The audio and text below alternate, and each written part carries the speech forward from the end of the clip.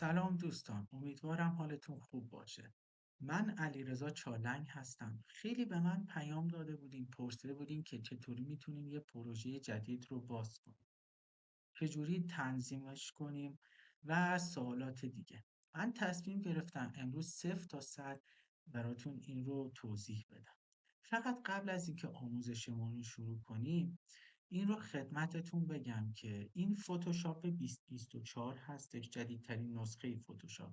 این تنظیمات تقریبا برای تمام نسخه های دیگه فتوشاپ یکی هستن. یعنی شما اگر این تنظیمات رو یاد بگیرین برای فتوشاپ CS5 2015 2016 2020 2024 2023 برای همه میتونید این تنظیمات رو انجام بدین و اینا یه چیزای ثابتی هستن. خب برای باز کردن پروژه جدید گزینه نیو فایل رو میزنیم. اینجا یه صفحه برای ما باز میشه که این بالا یک سری پریست آماده داره. این قسمت هم ریسنت یا همون تاریخچه کارهایی که انجام دادیم، پروژه هایی که انجام دادیم و این قسمت هم تنظیمات حرفه‌ای تر. حالا این پریست های آماده به چه درد میخورن؟ ببینید دوستان، مثلا من میخوام یه دونه برگه A4 طراحی کنم و پرینت بگیرم. خب دیگه لازم نیست بیام اینجا طول و عرض رو تعریف کنم با کلی دردسر. میام چیکار میکنم؟ میام این قسمت پریست های آماده پرینت رو میزنم. بعد عرضم به خدمتتون که اینجا همه برگه ها رو تقریبا داره: A4 A6 A5 A3 B5. حالا شما اون چیزی رو که میخوای انتخاب کنید. مثلا من A4 رو میخوام. افقی یا عمودی بودنش رو اینجا مشخص میکنید و گزینه کرییت رو میزنید. خب این پروژمون باز شد. ما هر تغییری که دلمون بخواد میتونیم توش انجام بدیم، خط خطیش کنیم، هر چیزی. اه، من مطمئنم که شما برای این به من پیام نداده بودید، چون این خیلی چیز ساده ایه. میریم سراغ چیزای حرفه‌ای تر. دوباره باز گزینه نیو فایل رو میزنیم. این صفحه برای ما باز میشه. خب میایم سراغ اصلی ترین بخش که این قسمت تنظیمات حرفه‌ای تره. خب در این قسمت اول ما اسم پروژمون رو تعریف میکنیم، مثلا علیرضا 4. بعد در قسمت بعدی طول و عرضش رو مشخص کنیم. این قسمت عرض کارمونه، این قسمت هم طول. و اینجا واحدش رو مشخص کنیم. میخوایم بر حسب چی باشن این عددهایی که اینجا وارد کنیم؟ بر حسب پیکسل، اینچ، سانتیمتر، میلیمتر یا هر چیز دیگه. ما اینچ رو انتخاب میکنیم. مثلا من میخوام یه پروژه‌ای کار کنم که عرضش مثلا 20 اینچ و طولش 30 اینچ باشه. خب میریم سراغ این قسمت هم که گفتم افقی و عمودی بودنش رو تنظیم میکنیم. میریم سراغ قسمت بعدی، رزولوشن. رزولوشن دقیقاً چیه؟ ببینید واحدش هم اینجا زده پیکسل در اینچ و پیکسل در سانتیمتر. خب حالا رزولوشن چیه؟ رزولوشن یعنی چی؟ ما چه عددی رو باید مشخص کنیم؟ خدمتتون. خب این تصویر رو نگاه کنید. اول بیام در مورد پیکسل بهتون بگم. پیکسل یعنی چی؟ پیکسل نمیخوام پیچیده‌اش کنم. پیکسل شما هر نقطه‌ای روی مانیتورتون میبینید یک پیکسله. اگه از شما پرسیدن این چند پیکسله، میگید یک پیکسل. این چند پیکسل؟ 3 پیکسل. این آبی ها چند پیکسلن؟ 5 پیکسل هستن. خب حالا این تعریف پیکسل بود. حالا پیکسل در اینچ یا پیکسل در سانتیمتر یعنی چی؟ که با پی پی آی این رو نشون میدم. پیکسل پر اینچ یا همون پی پی آی. یعنی در واقع ما توی هر اینچ از کارمون چند پیکسل داشته باشیم. تعریف رزولوشن اینه، یعنی ما در هر اینچ از کارمون چند تا پیکسل داریم. مثلا این 10 پی پی آیه، این 20 پی پی آی. همینجور که میبینید تصویری که 20 پی پی آی داره، حالا نمیدونم برای شما معلوم هست یا نه، این تصویر 20 پی پی آی. این تصویری که 20 پی پی آی کیفیتش از اینی که 10 پی پی آی بیشتره. چرا؟ چون از نقاط بیشتری تشکیل شده و دقت بیشتری داره. یا حالا این دو تصویر پایین رو شما مقایسه کنید. این با رزولوشن پایین هست، این با رزولوشن بالا. همینجور که میبینید این یه تصویر بی کیفیت و این یه تصویر با کیفیته. این خیلی کیفیت بیشتری نسبت به این داره. خب پس طبیعتا ما هر چقدر رزولوشنمون بیشتر باشه، کیفیت تصویرمون هم بیشتره. اما خب مثلا آیا ما میتونیم اینجا رزولوشن مثلا 10,000 رو بزنیم؟ آیا به دردمون میخوره؟ ببینید دوستان، پرینترها یه دقت خاصی دارن. پرینتری فکر نکنم باشه که اصلا بتونه حتی 5,000 رو بزنه دیگه، چه برسه به 10,000.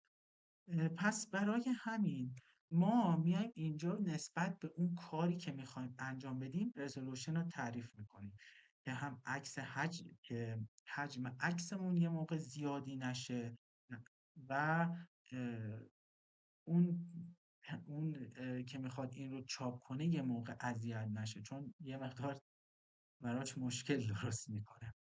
خب برای طراحی عکس شما معمولا 300 پیکسل در اینچ میذارید. برای طراحی بنر کوچیک معمولا 120 150. بنرهایی که حالا یه مقدار بزرگترن 100 و بنرهای خیلی بزرگ رو شما حتی میتونید 80 70 هم بهش بدید. اوکیه. خب مثلا ما میخوایم اینجا یه دونه عکس طراحی کنیم، میخوایم کیفیتش خوب باشه. خب به صورت استاندارد عدد 300 رو وارد میکنیم. در قسمت بعدی که قسمت به شدت مهمی هستش و اگر شما این قسمت رو درست تنظیم نکنید، در حین پروژه بخواید تغییرش بدین به مشکل میخورید، رنگاتون به هم میریزن. این قسمت کالر مود هستش که 5 تا کالر مود رو ما اینجا میبینیم. 2 تاش بیشتر به کارمون نمیاد، بقیهش بی کار بردن. اون 2 تا چی هستن؟ RGB کالر و CMYK کالر. خب حالا فرقشون چیه؟ اینا کجاها استفاده میشن و توی چه پروژه‌ای بعد از اینا استفاده کنیم؟ خب برمیگردیم به همون پاورپوینتمون. خب همونجور که میدونید RGB مخفف R Red، G Green و B هم بلو هستش. ما زمانی که این سه نور رو یا در واقع این سه رنگ رو میبینیم یاد چی میافتیم؟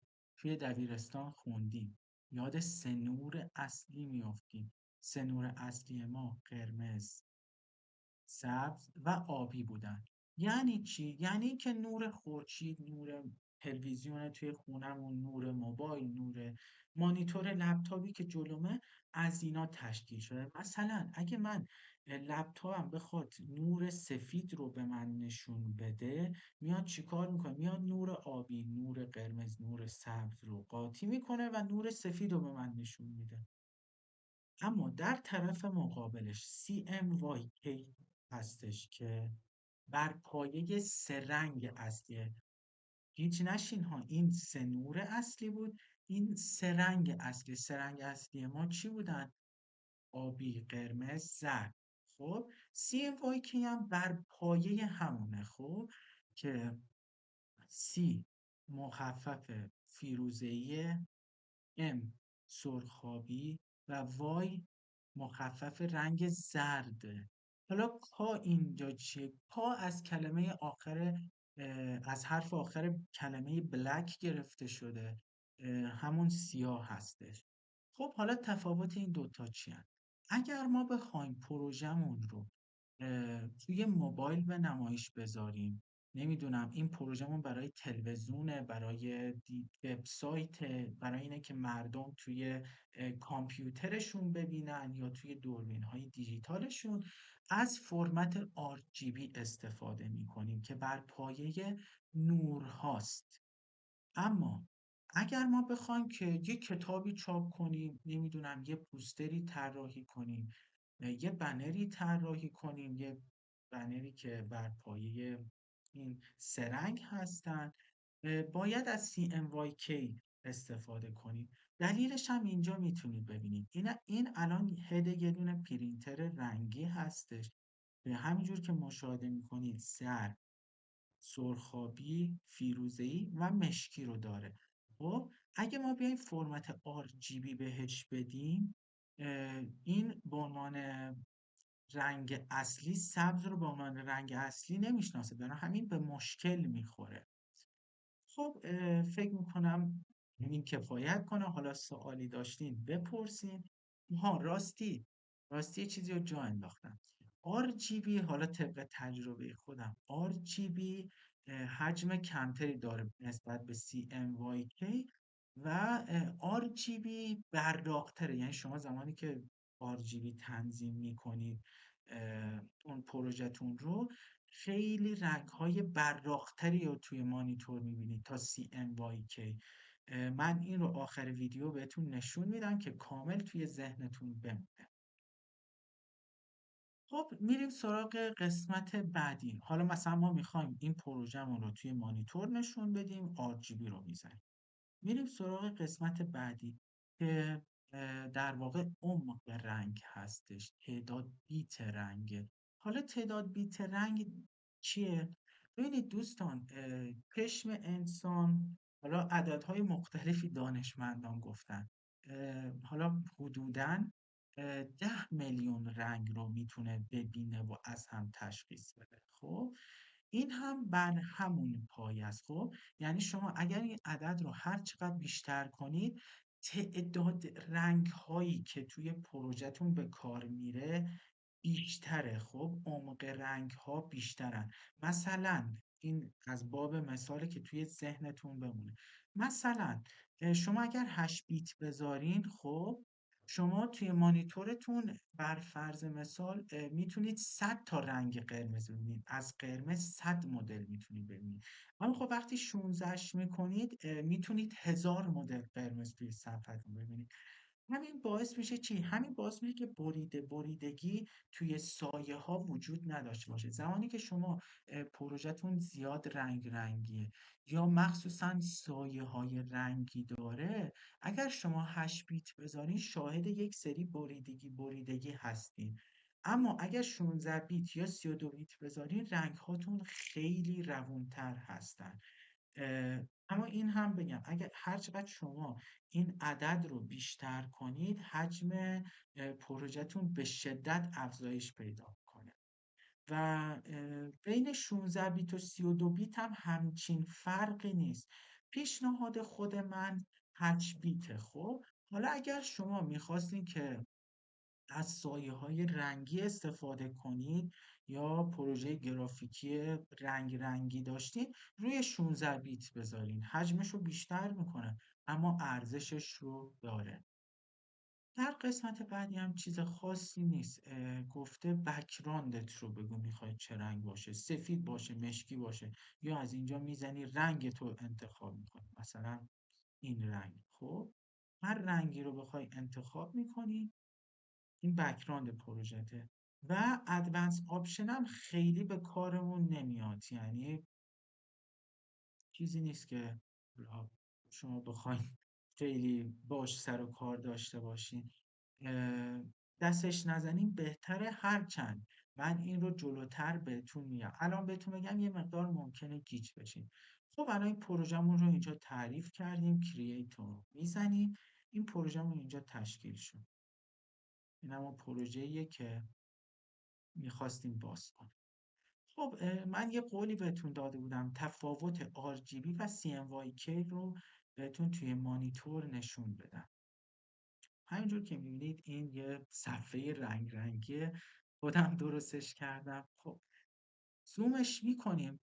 این الان فرمت چیه؟ این الان فرمت RGB هستش. خب ما میایم فرمتش رو از توی قسمت ایمیج مود تغییر میدیم، فرمت رنگیشو، و روی CMYK میذاریم. شما تفاوت رو فقط ببینید، الان RGB، CMYK میذاریم. همینجور که مشاهده میکنید رنگ ها به شدت بیروح و مرده شدن دیگه، براق نیستن، جذاب نیستن رنگ ها. ببینید تفاوت، این RGBه، این CMYKه. خیلی ممنونم که تا اینجای ویدیو با من همراه بودین. چنل ما رو حتما سابسکرایب کنید. موفق و مؤید باشین.